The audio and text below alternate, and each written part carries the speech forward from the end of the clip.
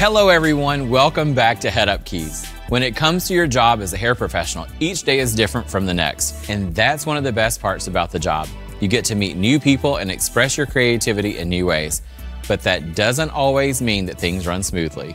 The reality is there are certain stresses you simply can't avoid. It's time to discover the best ways to face your professional challenges head on. Whether you're a freelancer, employee or manager, a great way to reduce work stress is to learn how to set boundaries and communicate them clearly. This is a great way to prevent some stressful interactions from happening in the first place. Let's first focus on setting boundaries with clients.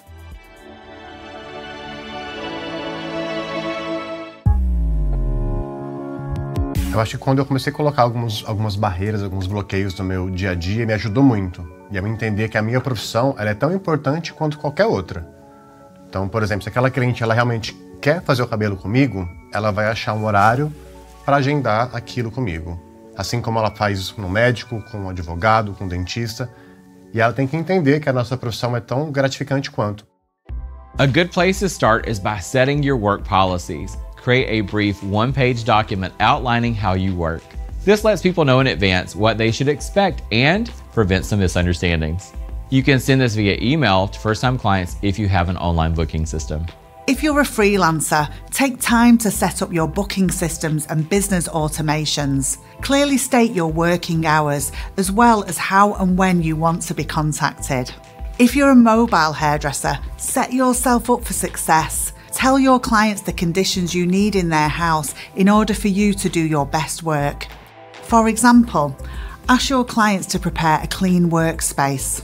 Have a chair set up in front of a mirror in a room with good light. The bigger the mirror, the better. State the amount of time the appointment should take. Ask how you'll be able to wash and rinse their hair. Have consultations ahead of the hair appointment.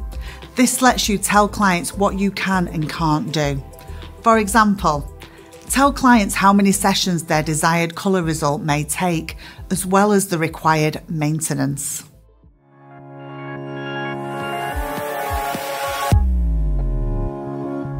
Sometimes when you book clients straight in for a consultation without having gone through your policies, your prices, and how you work, when they come in for that consultation, you then may realise in that moment that it's not going to work. 最多也就减15个，到晚上的时候可能你会身心疲惫。 So that's then kind of wasted your time and theirs, which is why I try and do quite a lot of that work through email. No matter what type of hair pro you are, be upfront about the price for your services in the beginning. Be clear with costs from the start. It helps avoid awkward interactions later on. Setting boundaries helps you to avoid many stressful situations, but some things are simply out of your control. Clients can be late, maybe they don't like the results, or they're very anxious. Whatever the scenario, these things happen all the time, and you can't change this. But you can be prepared for them and as a result, react in less stressful ways. We do this by having a list of prepared professional statements in your toolbox. When a client is 15 minutes late, it puts you in a tough position to get the job done in less time. This creates a lot of pressure, but you can avoid this by telling the client what they can expect from the appointment within the remaining time. Unfortunately, you're 20 minutes late, so I won't be able to do a full highlight, but I can do a partial highlight instead. Setting this boundary is a great way to show your professionalism and ultimately gain your client's respect. I have this client that is not happy, and just for that reason I'm stressed because it's my salon and I have a client that is not happy. Because the client knows their face the best. Client knows their comfort zone. Okay, we can only enhance the style, we can only make them look better, but if somebody is not comfortable in their shell, it's okay. Firstly, it's important to make the client feel heard and recognize their feelings. Try not to get defensive yourself. You want to validate that you hear that they're not happy and then ask how they'd like to proceed. For example, yes, I hear what you're saying. I'm sorry you're disappointed. How can I fix this for you? Say versions of these in your own words. With 1 in 5 people struggling with anxiety, it's not unusual to interact with a client who is experiencing it. If you know how to recognize an anxious client, try to validate their feelings. Maybe change your body language and tone to better engage with them. This can help create a more positive experience.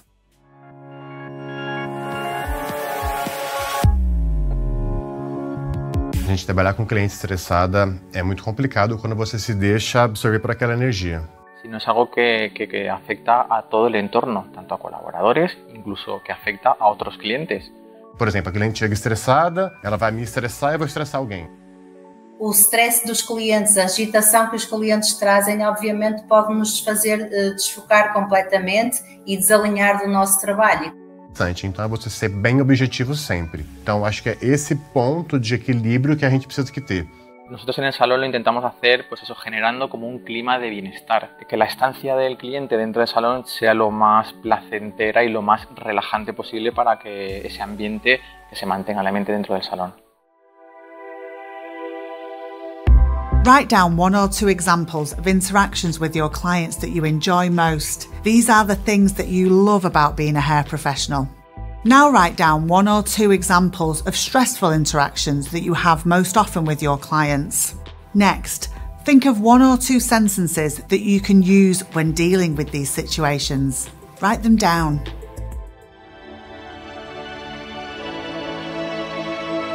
If you work in a salon, then clients aren't the only people you interact with. You've got co-workers.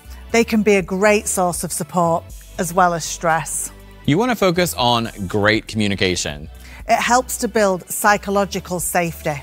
This means everyone in the salon feels they can speak up, ask questions, raise concerns without the fear of punishment or humiliation.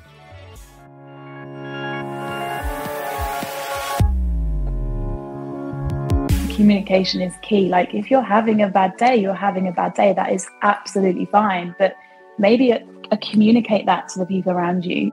It's very important to share your emotions. Sometimes you're so much into yourself, you don't share things. And when you don't share things, you keep building up. More you open up with people, there'll be people around you to help you when you're stuck with something. No matter what your job is in the salon, you play a part in creating a healthy salon culture. It comes down to personal accountability. This means change starts with you. Be mindful of the energy you bring into the room and how this can affect others. We've got a tip. Remember those self-care tools? They can help you to bring your best energy while at work. When you're a manager, define key roles and jobs. It's important that the people know their responsibilities. Sweeping the floors, doing the laundry, answering the phone.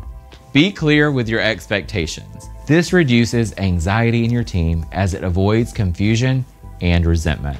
When you're a manager who works behind the chair and manages a salon at the same time, it can be hard for your team to know when is best to speak with you. Plan for check-in times with your team members once a month or quarterly so that they know there's always an opportunity to talk. A healthy team starts at the top. Lead by example as you encourage your team to create a good work-life balance. Porque não é só sobre mim. Eu acho que eu tenho uma equipe que também tem uma vida. You're actually spending half of your day or half of your life with them. Das sind nicht meine Mitarbeiter, das sind die wichtigsten Menschen nach meiner Familie in meinem Leben. Isso deixa-me muito feliz, não trabalhar sozinha, ter sempre pessoas à minha volta. Ultimately, a healthy salon culture depends on everybody playing their part. We're going to ask you one question. How do you handle constructive feedback?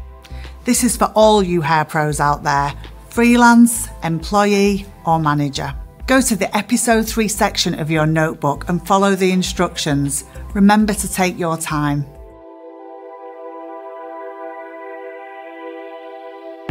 A healthy work culture depends on more than just your daily interactions with clients and coworkers.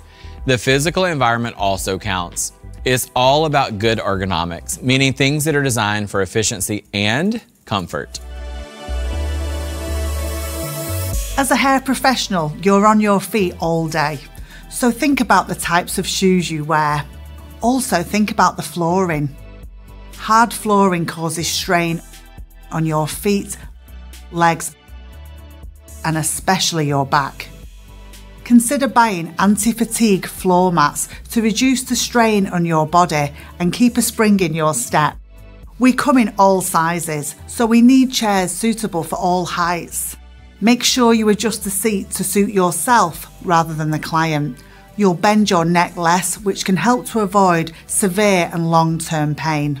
If you're a mobile hairdresser, consider asking for an adjustable office chair. More people have them now that remote working has grown in recent years. Saddle stools should be available so stylists can sit while on the salon floor. Consider the weight and size of tools. They shouldn't be too heavy. If you're a mobile hairdresser, make sure you use roller bags whenever you can. Use trays so that you don't have to stretch or keep walking around the chair to get a tool or tent. Now think about shampoo bowls. Use ones that have access from the back and the side. If possible, think of creating quiet zones or private staff areas. A no talking policy helps keep this area even more serene. Whether you work solo or in a team, you have the ability to positively impact your work experience. Start your wellness initiatives in small, manageable steps. Over time, you'll improve your mental and emotional well-being. Thanks for joining us for Head Up Keys. All of us at L'Oreal Professionnel appreciate that you took the time to learn more about mental health in the hair industry. We're proud of your commitment and self-reflection, and you should be proud too, but the journey doesn't end here. We hope that you continue to use the tools you learned to care for yourself and others. Head up together.